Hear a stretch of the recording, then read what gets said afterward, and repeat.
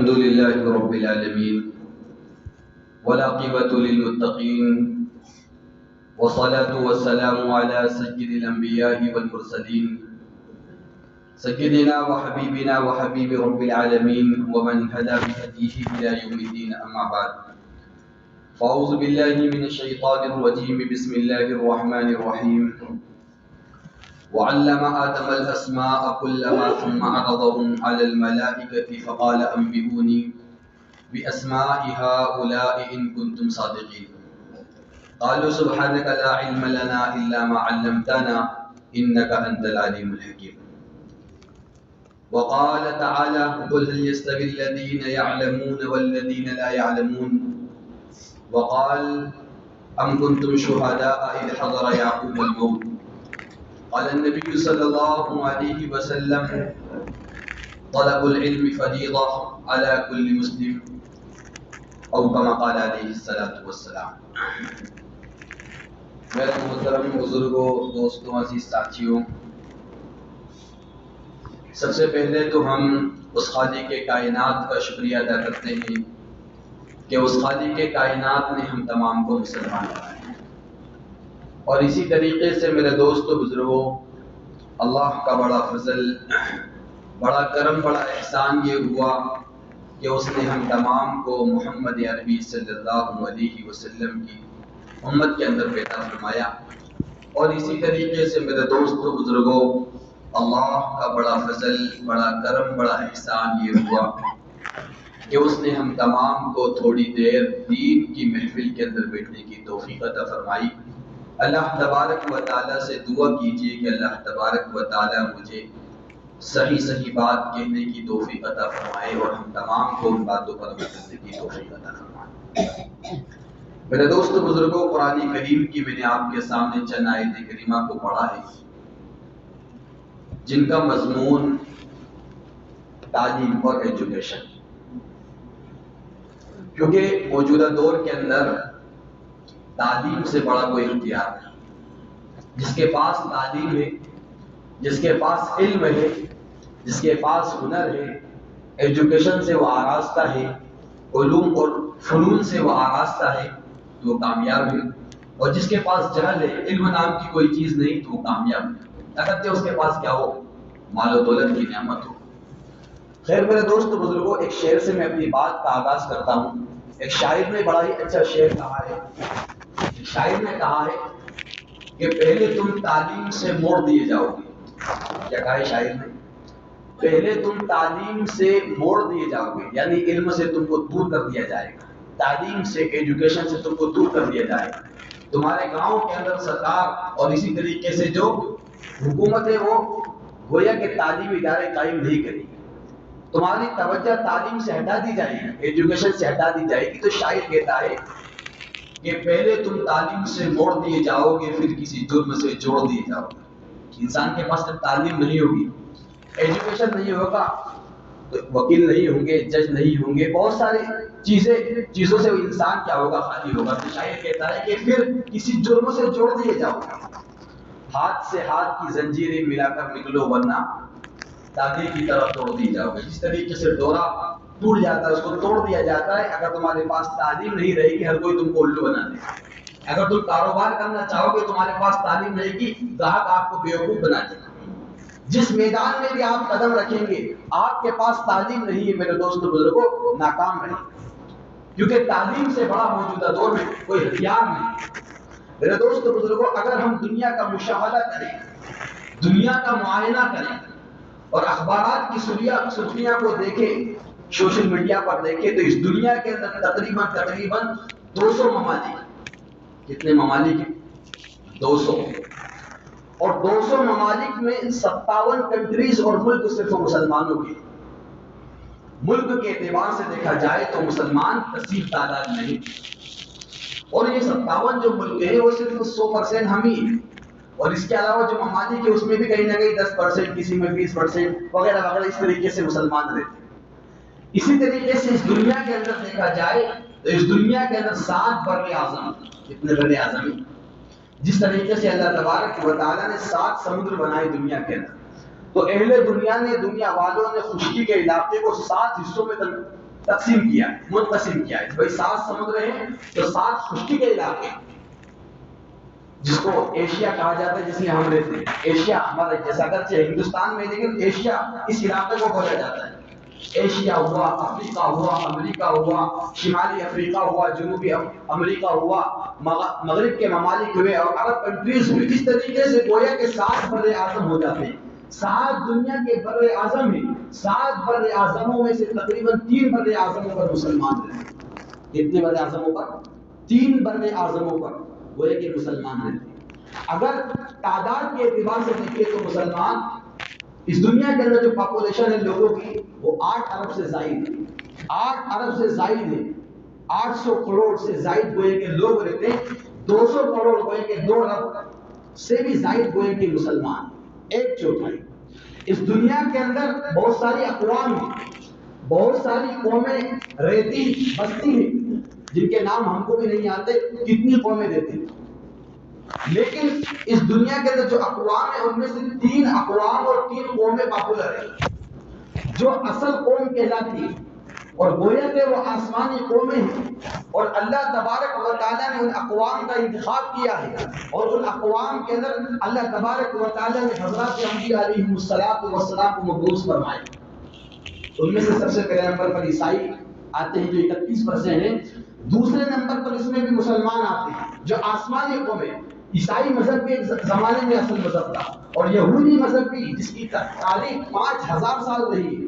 حضرت انبیاء علیہ السلام آئے تو گویا کے دوسرے نمبر پر مسلمان ہوا. آپ بر اعظموں کے اعتبار سے دیکھیں، کنٹریز کے اعتبار سے دیکھیں، تعداد کے اعتبار سے دیکھیں، جس اعتبار سے بھی دیکھیں، میں نے آپ کے ساتھ چھوٹا سا ڈیٹا پیش کیا. مسلمان میرے دوست بزرگوں ہم کو کثرت میں نظر آئیں گے، قلت میں نظر نہیں آئیں گے، لیکن ان تمام باتوں کے باوجود یہ مسلمان قوم کہ اگر حالت کو دیکھا جائے، اس کی کنڈیشن کو دیکھا جائے، اس کی کیفیت کو دیکھا جائے تو اس مسلمان قوم سے ذلیل کوئی قوم نظر نہیں آئی. یہ قوم وہ قوم تھی کہ کثرت کے اعتبار سے تو اس کو سرداری کرنا چاہیے تھا، تجارت میں آگے آنا چاہیے تھا، معیشت کے اندر، سیاست کے اندر، ہر میدان کے اندر اس کو قدم رکھنا چاہیے تھا. لیکن میرے دوستو بزرگو، یہ ہم بھی اس بات کو ایکسپٹ کرتے ہیں، مانتے ہیں، اور دنیا والے بھی کہہ چکے ہیں، ان کے ڈیٹا پہ ہیں اور اخبارات کی سرخیاں ہیں کہ گویا کہ مسلمان قوم جو ہے جس کو سرداری کرنا چاہیے تھا وہ غلامانہ زندگی گزر بسر کر رہی ہے. اس کے پیچھے اسباب کیا ہو سکتے ہیں؟ اس کے پیچھے ذرائع بھائی یہ ایسی، اس قوم کی حالت ایسی کیوں ہے؟ ہر کوئی حملہ جھاگوں کی جھاگ کی طرح گویا کہ یہ قوم ہو گئی مسلمان. یقیناً اس کے پیچھے بہت سارے اسباب ہو سکتے ہیں. ہر ایک الگ تعریف کرے گا کہ بھائی ایمان کی کمزوری، نماز نہیں پڑھ رہے، یہ نہیں کر رہے، وہ نہیں کر رہے. بہت سارے اسباب ہیں، یقیناً ہم ان کو مانتے ہیں. لیکن جو دنیا جس نظریے سے دیکھتی ہے، جس اینگل سے دیکھتی ہے، اس اینگل کو، اس نظریے کو ہم کو ماننا پڑے گا. دنیا اس نتیجے پر پہنچی ہے کہ مسلمانوں کی جو حالت ایسی ہوئی ہے، نہ تجارت میں آگے ہے، نہ سیاست میں آگے ہے، بالکل ان پڑھ قوم ہے، جاہل قوم ہے مسلمان. اس کی وجہ یہ ہے کہ یہ تعلیمی میدان میں بہت پیچھے، ایجوکیشن کے میدان میں بہت پیچھے، جس کے نتیجے میں اس کی یہ حالت اور کنڈیشن. پتہ کیا چلا کہ ہمارے پاس کیا نہیں ہے بھائی، خود کے ادارے نہیں، خود کے کالج نہیں، خود کے ادارے نہیں، جامعات نہیں. اس کے بالمقابل اگر دنیا کے اندر دیکھا جائے کہ جو ترقی یافتہ قوم ہے وہ کون سی قوم ہے؟ وہ یہودیات ہے. اگرچہ وہ بڑا ہوتا ہے دنیا کے اندر، لیکن دنیا جس نظریے سے دیکھتی ہے وہ یہ مانتے ہیں دنیا والے کہ اس دنیا کے اندر جو ترقی یافتہ قوم ہے وہ یہود اور نصارہ ہے. اچھا، اس کے پیچھے لوجک کہ بھائی انہوں نے ترقی کیوں حاصل کی؟ ان کے ترقی کے پیچھے جو راز ہے وہی تعلیم، ایجوکیشن. وہ تعلیم سے آراز ہو گئے، انہوں نے علم کو حاصل کیا، ہر طریقے کے علم کو انہوں نے حاصل کیا. اور آج دیکھیں تقریباً 80% چیزیں ہم ان کی استعمال کر رہے ہیں. ارے موبائل کس کا استعمال کر رہے ہیں؟ انہیں کا تو ایجاد کیا ہوا ہے، انٹرنیٹ انہیں کا ایجاد کیا ہوا ہے، یوٹیوب اور اسی طریقے سے گوگل جو لوگ استعمال کر رہے ہیں یہ ہم نے ایجاد نہیں کیا. 80% سے زائد چیزیں ہم گوئے کہ ان کی استعمال کر رہے ہیں. یہ چیزوں کو انہوں نے کیوں بنایا، کس بنیاد پر بنایا؟ ایک انسان کے پاس جب تعلیم رہے گی تو گویا کہ وہ ان میدانوں میں بھی کیا کرے گا، آگے آئے گا. ارے آئے گا نہیں آئے گا. اور قرآن کا بھی یہ اصول ہے قرآن کا بھی یہ اصول ہے کہ جو قوم کسی کو نفع پہنچاتی ہے وہ قوم گویا کہ دنیا کے اندر گڑ جاتی ہے، دنیا والوں کے دلوں کے اندر وہ راج کرتی ہے۔ آپ دیکھیے اگر یہودیوں کے بارے میں قرآن کا مطالعہ کیا جائے تو قرآن ان کے بارے میں کہتا ہے ضربت علیہم الذلہ، ان پر ہمیشہ ذلت رہی، کیونکہ حضرات انبیاء علیہ السلام کو انہوں نے قتل کیا۔ ایک زمانے میں اچھی قوم تھی، ایمان والی قوم سمجھی جاتی تھی، اللہ کے رسول سے بھی پہلے آج سے 2000 سال پہلے ضربت علیہم الذلہ غیر مغضوب، ان پر ہمیشہ غضب نازل ہوتا رہے گا۔ لیکن وجہ کیا ہے؟ پھر بھی آج یہ دنیا والوں کے دل و دماغ پر راج کر رہی ہے اور کہیں نہ کہیں ہم ان کے غلام ہیں۔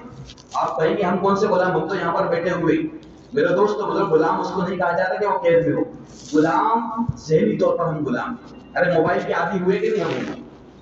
موبائل کے عادی ہو گئے، اس نے ایجاد کیا، ہم ان کے غلام ہوئے یا نہیں ہوئے؟ جیسا وہ چھوڑتے ویسی چیزیں ہم دیکھتے، غلام ہوئے یا نہیں ہوئے؟ تو ذہنی طور پر ہم ان کے غلام ہو گئے، گویا کہ وہ ہم پر راج کر رہے ہیں۔ وجہ کیا ہے؟ تعلیم کی بنیاد۔ تو قرآن نے ایک لفظ استعمال کیا، قرآن کی آیت کریمہ ہے، اللہ نے کیا فرمایا؟ وَأَمَّا مَا يَنْفَعُ النَّاسَ فَيَمْكُثُ فِي الْأَرْضِ۔ اللہ نے کیا فرمایا کہ جو لوگوں کو نفع پہنچائے گی، جو قوم کسی کو نفع پہنچاتی ہے تو وہ قوم گویا کہ زمین میں کیا ہو جاتی ہے؟ گڑ جاتی ہے، لوگوں کے دلوں پر راج کرتی ہے۔ آپ دیکھیے دنیا والوں انہوں نے ہیلی کاپٹر ایجاد کیے، ہوائی جہاز ایجاد کیے، بہت ساری چیزیں ایجاد کی، فائدہ پہنچایا دنیا والوں کو کہیں نہ کہیں۔ بھائی 6 مہینے پہلے کر کے آتے تھے، آج 4 گھنٹے میں پہنچا، فائدہ پہنچا ہی نہیں پہنچا۔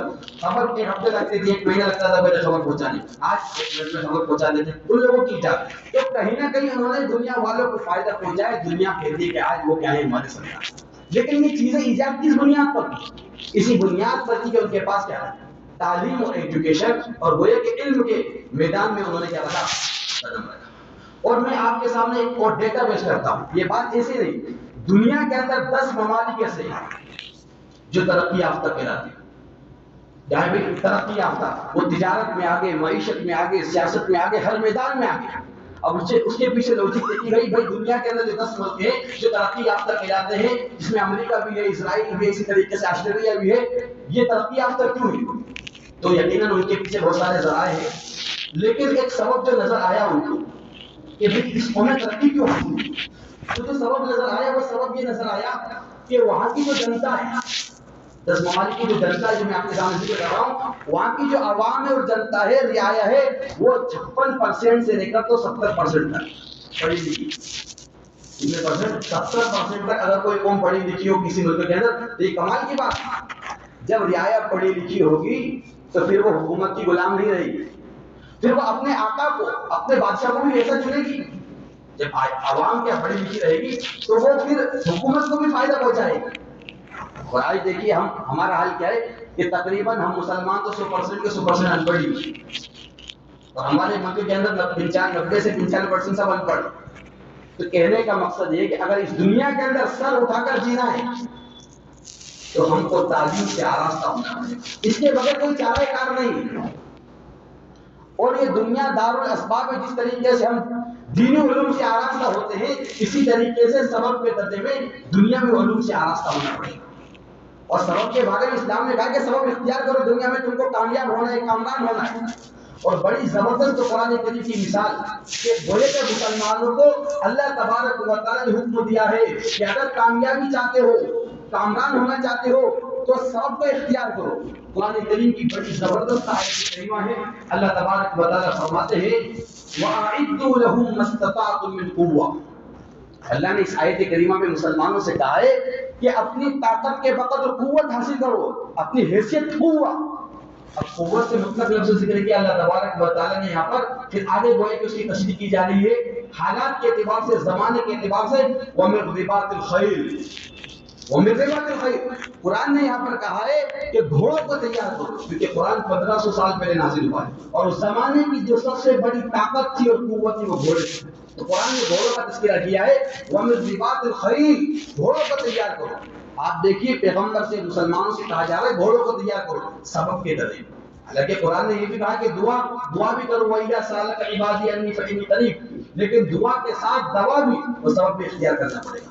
کیوں؟ اس کی علت بھی قرآن نے ذکر کی ہے، تُرْهِبُونَ بِهِ عَدُوَّ اللَّهِ وَعَدُوَّكُمْ، تاکہ تم اللہ کے جو دشمن ہیں جو گویا کہ اسلام پر حملہ کرتے ہیں، پیغمبر پر حملہ کرتے ہیں، تو ہبو نبی عدو اللہ و عدوکم، تاکہ تم اللہ کے دشمنوں پر، اور جو اللہ کے دشمن ہے وہ گویا کہ وہی تمہارے دشمن ہے، عدوکم، ان پر تم روک طاری کرتے ہیں۔ تو اس زمانے کی جو طاقت تھی، وہ قوت تھی، وہ گھوڑے تھے، لیکن آپ دیکھیے قرآن نے ایک لفظ اور آگے بڑھا کر کہہ دیا، قوت کا لفظ مطلق ذکر کیا ہے، وآخرین من دونہ، آخر زمانے تک تمہارے دشمن پیدا ہوتے رہیں گے، اللہ کے دشمن پیدا ہوتے رہیں گے، اسلام کے دشمن پیدا ہوتے رہیں گے، وآخرین من دونہم لا تعلمونہم شیئا، جن دشمنوں کو تم جانتے نہیں ہو، حالات کے اعتبار سے، زمانے کے اعتبار سے دشمن الگ ہوں گے، اس زمانے کے اعتبار سے تم کو طاقت اکٹھا کرنا پڑے گی، لا تعلمونہم شیئا، اللہ یعلم، جن کو تم جانتے نہیں ہو اللہ ان کو جانتے ہیں۔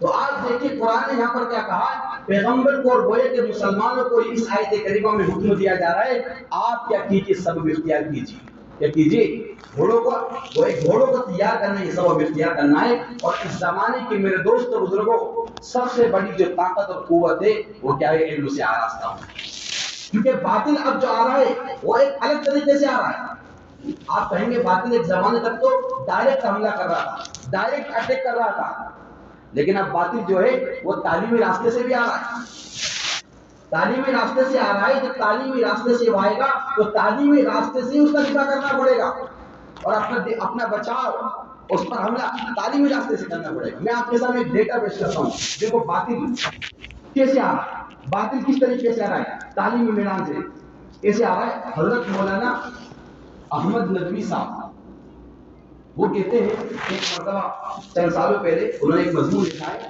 کہ چند اسکولوں میں ہمارا دورہ ہوا، چند اسکولوں میں گئے، دورہ ہوا کہ چلو دیکھتے ہیں کہ وہاں کا نصاب کیسا ہے۔ جب نصاب کو دیکھا گیا تو وہاں پر جو نصاب تھا، وہاں پر ظاہر کے اعتبار سے لگ رہا ہے، کیا لگ رہا ہے کہ یہاں پر تعلیم دی جا رہی ہے، گویا کہ اسکول کے اندر گویا کہ دینی تعلیم دی جا رہی ہے، اور گویا کہ اسلام کے ارکان پڑھائے جا رہے ہیں۔ نماز کے یہ ہے، نماز کے بارے میں اسلام کے یہ ارکان ہیں، جس طریقے سے ہم پڑھتے ہیں نماز کے بڑے 5 ارکان ہیں۔ لیکن ایک کلاس کے اندر گئے، وہاں پر جو نصاب تھا وہاں پر پڑھایا جا رہا تھا کہ نماز کے 6 ارکان، چلو مان لیا ٹھیک ہے 6 ارکان، مسلمان تو سمجھے گا چلو ٹھیک ہے، اور کوئی بڑھا دیا ہوگا، ظاہر جو بھولا والا مسلمان ہوگا، لیکن جو 6واں ارکان انہوں نے بنایا، جو بڑھایا اور اس کے اندر ایڈ کیا نصاب کے اندر، وہ جہاد، کون سا لفظ، جہاد کو بڑھا دیا۔ اب آپ دیکھیے جو پہلی کلاس کا، دوسری کلاس کا، چوتھی کلاس کا جو بچہ رہتا ہے وہ چھوٹا سا رہتا ہے، اب ان کو جو تعریف کریں گے وہ اپنے اعتبار سے کریں گے، گویا کہ وہ تعریف کریں گے کہ بھائی اس کا مطلب یہ ہوا کہ تم اغیار کو گویا کہ تم مارو قتل کرو، گویا کہ بچپن سے ہی تعلیمی راستے سے گویا کہ بچے کے ذہن و دماغ کے اندر اسلام کے بارے میں گویا کہ عداوت اور دشمنی بٹھائی جا رہی ہے۔ ارے بٹھائی جا رہی ہے، ایک لفظ گویا کہ وہ اپنے اعتبار سے تعریف کریں، اور صرف ہی تعلیمی راستے سے نہیں بلکہ اب جو فتنے آ رہے ہیں اور جو بچوں پر اٹیک کیا جا رہا ہے، بچوں کے ذہنوں کو جو خراب کیا جا رہا ہے، وہ فوٹوز کے ذریعے بھی کیا جا رہا ہے۔ آپ کہیں کیسے، ایک رپورٹ آئی تھی، وہ رپورٹ یہ تھی کہ بھائی جو اسکول کی کتابیں ہوتی ہیں نا، بھارتی لکھا ہوا ہوتا ہے اس میں، اور اوپر بھی کچھ لکھا ہوا ہوتا ہے، اس میں یہ تھا ایک جماعت کے اندر، ایک کلاس کے اندر، کہ اس میں مینارہ بنا ہوا ہے، یہ بنا ہوا ہے مینارہ مسجد کا، اس میں مائک بھی لگا ہوا ہے، اور مائک سے بھائی کیا آ رہی، اذان کی آواز آ رہی، تو وہ ڈیش لگا دیتے کہ بھائی مائک کی آواز ہے، اذان کی آواز ہے۔ پھر ایک طرف مانا گیا ٹرین، ہوائی جہاز، بس، موٹر سائیکل، ان کی آوازوں کو جمع کیا گیا، بھائی یہ وہ آواز ہے، تو وہ یہ کہ اذان جو مائک سے آواز آتی ہے وہ اذان کی، دونوں کو ملایا ہے۔ میری بات سمجھ رہے آپ، جو فوٹو میں مانا گیا ٹرین کو مانا گیا، پھر ان کی آواز جو نکلتی ہے اس ڈیش بنایا گیا، وہ یہ کہ اس سے یہ میسج دینا مقصود ہے کہ جس طریقے سے ٹرین کی آواز سے، بسوں کی آواز سے، ہوائی جہاز کی آواز سے موڈ خراب ہوتا ہے، اسی طریقے سے اذان کی جو آواز ہوتی ہے، مائک سے جو آواز نکلتی ہے، اس سے بھی کیا ہوتا ہے، موڈ خراب ہوتا ہے۔ اور کس کے ذریعے گویا کہ باطل آ رہا ہے، فکر کے ذریعے، فوٹو کے ذریعے، یہ انہوں نے ایک رپورٹ پیش کی۔ آپ اندازہ لگا سکتے ہیں کہ آپ دیکھیں بچوں کے ذہن کو کس طریقے سے خراب کیا جا رہا ہے۔ یار واقعاً ہوائی جہاز کی آواز سے بھی موڈ خراب ہوتا ہے، ٹرین کی آواز سے، تو اس کی آواز سے بھی کیا ہوتا ہے، موڈ خراب۔ تو گویا کہ اذان کی نفرت دکھانا چاہتے ہیں۔ تو آپ دیکھیں ایک زمانے تک جو باطل آ رہا تھا وہ ایک الگ راستے سے آ رہا ہے، لیکن اب باطل جو آ رہا ہے وہ کس راستے سے آ رہا ہے، تعلیمی راستے سے بھی آ رہا ہے۔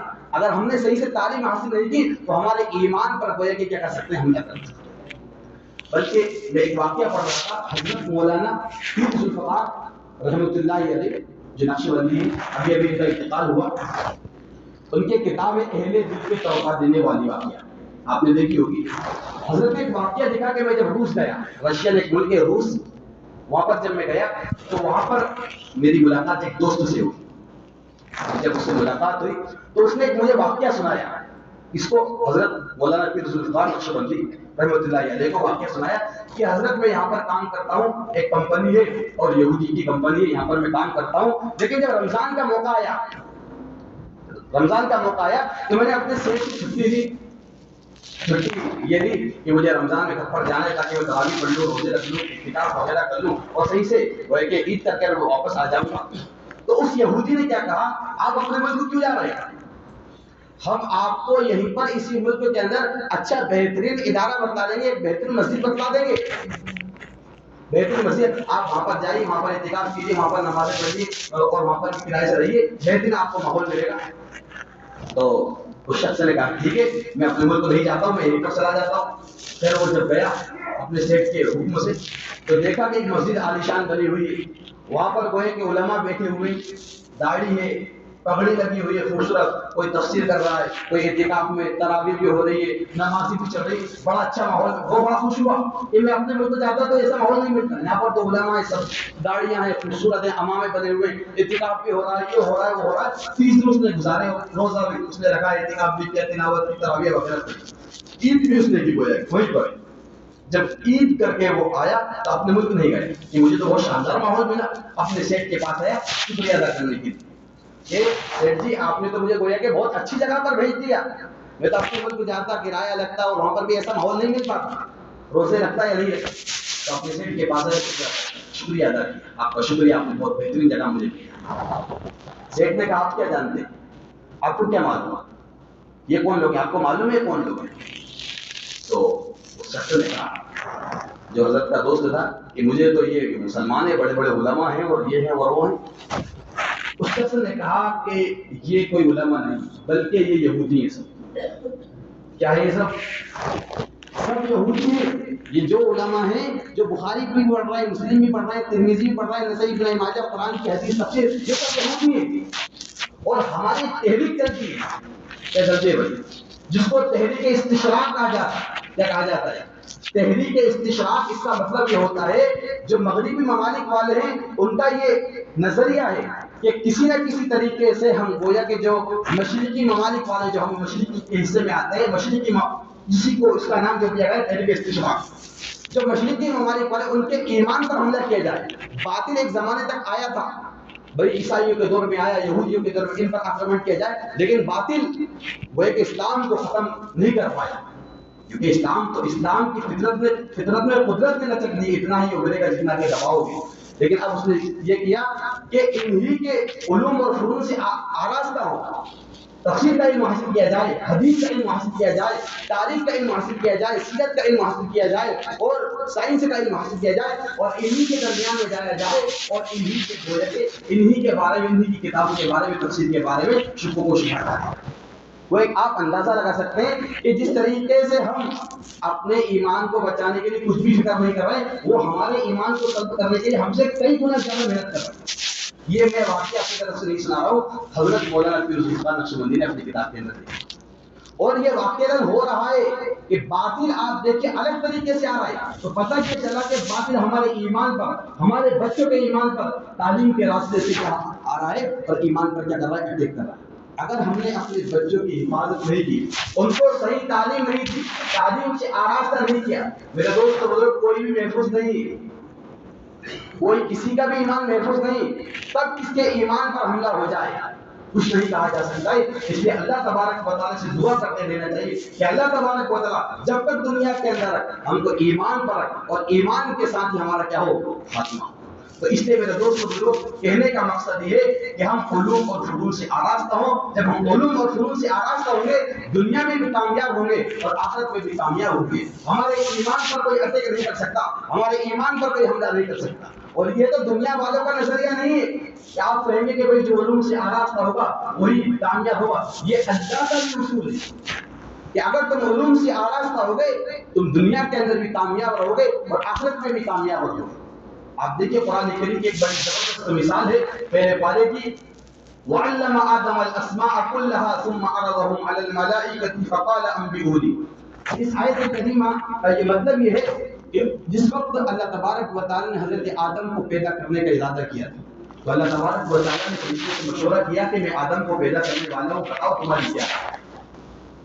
فرشتے پہلے سے موجود تھے تو فرشتوں نے کہا تھا أَتَجْعَلُ فِيهَا مَن يُفْسِدُ فِيهَا وَيَسْفِكُ الدِّمَاءَ، کہ آپ ایک ایسے انسان کو پیدا کر رہے ہیں جو دنیا کے اندر خود خرابہ کرے گا، قتل و غارت بھی کرے گا، آپ انسان کو پیدا نہ کیجیے۔ اس وقت اللہ تبارک و تعالیٰ نے کہا تھا انی اعلم ما لا تعلمون، میں جن باتوں کو جانتا ہوں تم نہیں جانتے۔ اللہ تبارک و تعالیٰ قرآن کریم کے اندر آگے فرماتے ہیں وَعَلَّمَ آدَمَ الْأَسْمَاءَ كُلَّهَا، اس موقع پر اللہ تبارک و تعالیٰ نے حضرت آدم علیہ السلام کو تمام کے تمام علوم سے آراستہ کر دیا، کلہا، جتنے بھی علوم ہو سکتے ہیں اس وقت جتنی بھی چیزیں تھیں سب کا علم دے دیا، مستقبل میں جو چیزیں آنے والی تھی سب کا علم دے دیا۔ بعض روایتوں سے پتہ چلتا ہے اس درس کے اندر فرشتے بھی موجود تھے، اور پھر کہا اللہ تبارک و تعالیٰ نے فرشتوں سے ثم عرضهم على الملائکۃ فقال انبئونی، ابھی تم نے آدم پر اعتراض کیا تھا آدم کو پیدا کرنے کی ضرورت نہیں، میں نے جو تم کو علم دیا ہے، جو ابھی درس دیا ہے، جو سبق پڑھایا ہے، آدم بھی تھے تم بھی تھے، بتاؤ انبئونی، مجھے پڑھ کر سناؤ۔ فرشتوں کے اندر علم حاصل کرنے کی کیپیسٹی نہیں ہے۔ انہوں نے کہا قالوا سبحانك لا علم لنا الا ما علمتنا، اے اللہ آپ کی ذات تو پاک ہے، ہمارے پاس کوئی علم نہیں، ہم علوم سے آراستہ نہیں، ہمارے پاس وہ کیپیسٹی نہیں ہے۔ آدم علیہ السلام سے کہا تو آدم علیہ السلام نے تمام کی طرف تمام علوم پڑھ کر سنا دیے۔ اس وقت میرے دوستو بزرگوں اللہ تبارک و تعالیٰ نے فرشتوں سے کہا وَإِذْ قُلْنَا لِلْمَلَائِكَةِ اسْجُدُوا لِآدَمَ، فرشتوں سے کہا، اللہ فرماتے ہم نے فرشتوں سے کہا کہ آدم کے سامنے جھک جاؤ، سب کے سب جھک جاؤ۔ تمام کے تمام فرشتوں نے حضرت آدم علیہ السلام کو سجدہ کیا۔ آپ دیکھیں ہونا کیا چاہیے تھا، آدم علیہ السلام تو ابھی پیدا ہو رہے ہیں، ایک بھی عبادت کو انجام نہیں دیا، نہ نماز پڑھی نہ روزے رکھے، کچھ بھی نہیں، اور فرشتے تو لا یعصون اللہ ما امرهم ویفعلون ما یؤمرون، عبادت ہی عبادت کرتے آ رہے ہیں۔ آپ دیکھیے حضرت آدم علیہ السلام کو جو عروج ملا، جو ترقی ملی، ان کے سامنے جو جھکا جا رہا ہے، فرشتے ان کو سجدہ کر رہے ہیں، کس بنیاد پر کر رہے ہیں؟ علم کی بنیاد پر کر رہے ہیں۔ پتہ کیا چلا کہ جس طریقے سے دنیا والے علم والوں کو آگے رکھتے ہیں، اسی طریقے سے اللہ کا بھی یہ نظریہ ہے، اللہ کا بھی یہ فیصلہ ہے کہ جس کے پاس علم ہوگا، جو علوم اور فنون سے آراستہ ہوگا، اللہ تبارک و تعالیٰ اس کو کیا دیں گے؟ عزت عطا کریں گے۔ اور ایک اور زبردست لوجک اور بڑی زبردست پوائنٹ آپ دیکھیے، اگر پیغمبر کو دیکھا جائے، جناب محمد رسول اللہ صلی اللہ علیہ وسلم کو دیکھا جائے، سب سے زیادہ علم کس کے پاس؟ اللہ کے بعد سب سے زیادہ علم رسول اللہ کے پاس۔ آپ دیکھیے آپ کو فضیلت ملی، سب سے بہترین انسان آپ ہیں پوری دنیا کے اندر۔ آپ دیکھیے پیغمبر کی عبادت کو دیکھو، پیغمبر نے زیادہ وقت تک عبادت کو انجام نہیں دیا۔ آپ دیکھیے رسول اللہ پر نماز فرض کب ہوئی؟ 50 سال کی عمر ہوئی رسول اللہ کی، اس وقت تو نماز فرض ہوئی، معراج کا سفر ہوا، اور 63 سال کی زندگی رسول اللہ کی پوری۔ پتہ کیا چلا کہ 13 سال تک نماز پڑھی؟ دنیا کے اندر بہت سارے ایسے ہوں گے جنہوں نے 50 سال تک تکبیر اولیٰ خود نہیں کی، بادشاہ ایسے گزرے ہیں آپ جانتے ہیں۔ رسول اللہ صلی اللہ علیہ وسلم جب مدینے آئے تو رمضان کے روزے فرض ہوئے، 8-10 سال رسول اللہ نے وہ کہ رمضان کے روزے رکھے اور زکوٰۃ ادا کی۔ رسول اللہ نے پوری زندگی کے اندر ایک حج کیا۔ دنیا کے اندر بہت سارے لوگ ایسے ہوں گے کہ جنہوں نے کئی حج کر لیے ہوں گے، رسول اللہ نے پوری زندگی کے اندر 4 عمرے کیے۔ دنیا کے اندر 50 عمرے کرنے والے ہیں ہمارے استاد محترم مولانا حذیفہ صاحب، جنہوں نے ہمارے زمانے میں جب پڑھتے تھے 45 عمرے کر لیے تھے۔ تو آپ دیکھیے، جو میں آپ کے سامنے بات سمجھانا چاہتا ہوں کہ پیغمبر کی عبادت بہت زیادہ تو ہوتی ہے لیکن لمبے وقت تک نہیں تھی، 8 سال 13 سال حج ایک ہے، لیکن رسول اللہ کو جو فضیلت ملی کس بنیاد پر؟ عبادت کی بنیاد پر نہیں بلکہ علم کی بنیاد پر۔ اللہ تبارک و تعالیٰ قرآن کریم میں فرماتے ہیں یرفع اللہ الذین آمنوا منکم والذین اوتوا العلم درجات، اللہ تبارک و تعالیٰ ان لوگوں کے درجات کو بلند کر دیتے ہیں جو علوم اور فنون سے کیا ہوتے ہیں، آراستہ ہوتے ہیں. تو قرآن کا بھی یہ فیصلہ ہے. پیغمبروں نے خود علم حاصل کیا. رسول اللہ صلی اللہ علیہ وسلم کو جو مبعوث فرمایا اللہ تبارک و تعالیٰ نے بہت سارے مقاصد ہیں، لیکن ایک مقصد قرآن کریم ذکر کرتا ہے، ربنا وابعث فیہم رسولا منہم یتلو علیہم آیاتک ویعلمہم الکتاب. تعلیم مقصد تھا. اسی وجہ سے تو رسول اللہ صلی اللہ علیہ وسلم نے فرمایا انما بعثت معلم، میں معلم بنا کر بھیجا گیا. آپ صحابہ کے کیا تھے؟ معلم تھے. تو میرے دوست بزرگ کہنے کا مقصد یہ ہے کہ اگر آج بھی ہم اس دنیا کے اندر کامیاب ہونا چاہتے ہیں، ترقی پانا چاہتے ہیں، تو آپ دیکھیے ہم کو علوم سے آراستہ ہونا پڑے گا. اور آپ دیکھیے قرآن کی سب سے پہلی آیت کون سی نازل ہوئی؟ اقرا نازل ہو رہی ہے. کہا جا رہا پڑھو، تعلیم حاصل کرو، ہر میدان میں تم کامیاب ہوگے. اور تعلیم حاصل کرنے کا مقصد کیا ہے؟ یہ نہیں کہ امامت کریں گے، مدرسے میں پڑھائیں گے، مکتب میں پڑھائیں گے، وکالت کریں گے، ڈاکٹر بنے. نہیں، قرآن اس کے مقصد کو بھی ذکر کرتا ہے. تعلیم کا مقصد قرآن بڑی زبردست طریقے سے ذکر کرتا ہے. اللہ نے فرمایا اقرأ بسم ربک الذی خلق. اقرأ بسم ربک الذی خلق. کہ تعلیم کا مقصد یہ ہے کہ اپنے رب کو پہچانا. اس رب کو پہچانو. اقرأ بسم ربک الذی خلق. اس پروردگار کے نام سے پڑھو جس نے تم کو پیدا کیا. اگر تعلیم حاصل کر رہا ہے بندہ، اللہ کو پہچان رہا ہے، کامیاب ہے. تعلیم حاصل کر رہا ہے اور اللہ کی معرفت نہیں آئی، معرفت خدا بندی نہیں آئی، تو میرے دوست بزرگوں تعلیم کامیاب نہیں. اسی وجہ سے شاعر نے کہا ہے، ایک شعر ہے، اللہ سے کرے دور تو تعلیم بھی فتنہ. بھائی تعلیم حاصل کر رہی لیکن اللہ سے دور ہے. اللہ سے کرے دور تو تعلیم بھی فتنہ، اولاد بھی فتنہ، جاگیر بھی فتنہ، ناحق کے لیے اٹھے تو شمشیر بھی فتنہ، شمشیر ہی کیا، نعرہ تکبیر بھی فتنہ. تو تعلیم کا جو مقصد ہے معرفت خدا بندی، اللہ کی معرفت، اللہ کو پہچان لے بندہ کہ اللہ کیا کہنا چاہتے ہیں. تو میرے دوست بزرگوں ہمارے ذہن و دماغ کے اندر یہ بات ہونی چاہیے کہ تعلیم کا جو مقصد ہو کیا ہو، اعلاء کلمت کمانا مقصد نہ ہو. اور یاد رکھنا جس انسان کے پاس تعلیم ہوگی وہ ہر میدان میں کامیاب ہوگا. میں تو یہ کہتا ہوں کہ اگر وہ سانجوی بنائے گا اپنے علاقے کی زبان میں، اگر وہ پڑھا لکھا ہے وہ سانجوی بنائے گا تو ایسا لگے بہت خطرناک بزنس کر رہا. اگر وہ ان پڑھ رہے گا ہر میدان میں وہ کیا رہے گا، ناکام رہے گا. تعلیم میں بزنس کرے گا اور بہترین طریقے سے گاہکوں کو کیا کر سکتا ہے، ہینڈل کر سکتا ہے. کسی بھی طریقے سے وہ دھندا کر رہا ہے. اور ایک آپ خود غور و خوض کریں، جو لوگ پڑھے لکھے، اور میں ایک مثال دیتا ہوں مولویوں کی. ایک زمانے تک تو مولوی بیچارے جو آج سے 10 سال پہلے پڑھاتے تھے 5,000 7,000 میں امامت کرتے تھے. اور خردون میں بہت ساری مثالیں، اور آپ کے یہاں پر بھی بہت ساری مثالیں.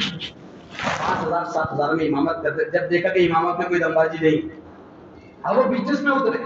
آپ دیکھیے بہت ترقی ملی ان کو 5 سال میں 7 سال میں بہت ترقی ملی. بلکہ ان لوگوں کو پیچھے چھوڑ دیا جو کئی سالوں سے کیا کر رہے تھے، بزنس کر رہے تھے. تو میں یہاں سے یہ بات نکالتا ہوں اور آپ بھی اس بات کو سمجھیں گے کہ آپ دیکھیے ان کو جو ترقی ملی ان کے علم کی بنیاد پر بھی. ان کے پاس علم ہے اس لیے وہ صحیح سے کیا کر رہے ہیں، بزنس کر رہے ہیں، کیا کر رہے ہیں. اور آپ دیکھیے کہ ہر میدان میں گویا کہ پڑھا لکھا کیا رہے گا، کامیاب رہے گا.